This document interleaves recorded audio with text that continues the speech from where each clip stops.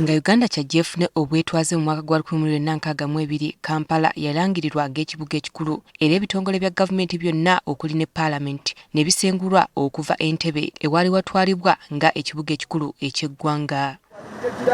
Olw'okuba wano we waafuuka entabiro y'eggwanga lyonna, enkulaakulana ey'omujjirano yatandika n'esaasaanira obusozi omusanvu obukola Kampala gwe wamma ekibuga ne kitojjera.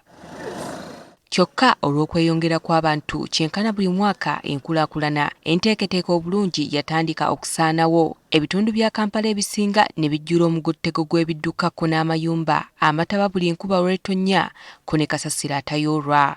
Okwenyiwanga kuno kwe kuzze kuwaliriza gavumenti okulowooza ku ky'okukyusa ekibuga Kampala kiteekebwe mu kifo ekirala e Nakasongola nga kino kyayanjuddwa Minisita omubeezi ow'enkulaakulana y'ebibuga Margaret Muhanga bwe yabadde alabiseeko mu kakiiko ka Paalamenti ak'eby'ettaka amayumbako n'enkulaakulana y'ebibuga.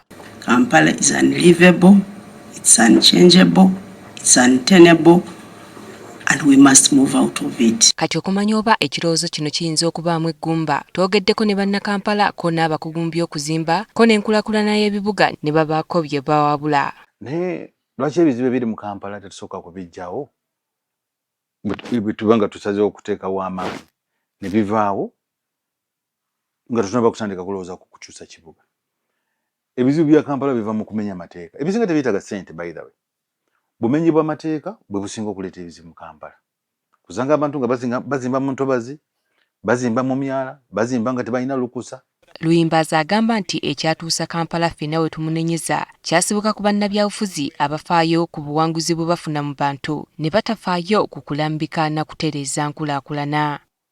Osanga oludda ekiwayi eky'oludda ly'ebyobufuzi kyogera birala, technical side eyogera bintu birala.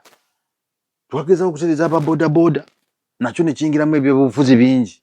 Alabudde nti kigenda kuba kyakwejjusa singa Kampala aggyibwako ekitiibwa eky'okubeera ekibuga ekikulu eky'eggwanga kubanga wano ebyenfuna by'eggwanga byonna we byetooloolera. Obulamu bw'ensi bwetoolodde mu Kampala. I think about 60% ya GDP or 40% eri generated mu Kampala. Bw'okikyusa nga teweegendereza bulungi oyinza okukosa eggwanga. Bo abakulembeze ba Kampala bagamba nti okunenya kunna kugenda eri gavumenti eya wakati nga bagamba nti eno yekyagaanidde ddala okuwaayo omutemwa gumala eri enkulaakulana ya Kampala okukakkana ng'efuuse ekisekererwa. Gavumenti teteeka ssente bagambe budget emala okukola emirimu egyo egyetaagisa okuteekateeka ekibuga okubanga kituuka ku mutindo ogusaanidde n'abantu bafu kubanga basobola okukoleramu emirimu bulungi. Kati gavumenti bwedduka ebizibu ani agenda obisolvinga? Kale tugenze mu kibuga ekirala. Kakati ate Kampala mugirese mutya? Nawe yagagifuula business area. Kati yagagireka ne mmotoka zikyasobola kuyingira. Kikyamu. Ne bannakampala baliko bye boogedde ku kiteeso kino. Nganze bugenda kumpisa bubi nnyo. Obutuuze bwange buli mu kibuga Kampala. Kati ate wona ngamba nti n'ekibuga bakitutte embaalo oba ggulu kigenda kumpisa bubi. Sobola kumenya teddemu ekole pulaani y'ekyo nadanga amakubo mafunda gali wakati w'ebizimbe. Tolina bizimbe by'osobola kumenya, tetulina busobozi tusobola kumenya bizimbe koddamu kukola kibuga pulaani ndala.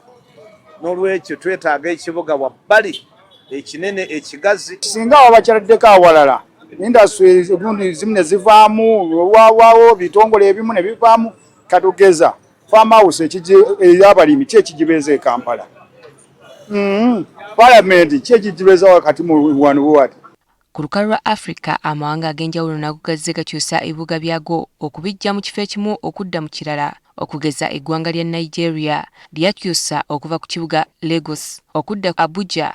N'eggwanga lya Tanzania nalyo ne likyusa okuva ku kibuga Dar es Salaam okudda e Dodoma so nga ne Egypt eri mu nteekateeka ey'okusengula ekibuga ekikulu okuva ku Cairo emanyiddwa. Dorothy Nagita, NTV Akawungezi.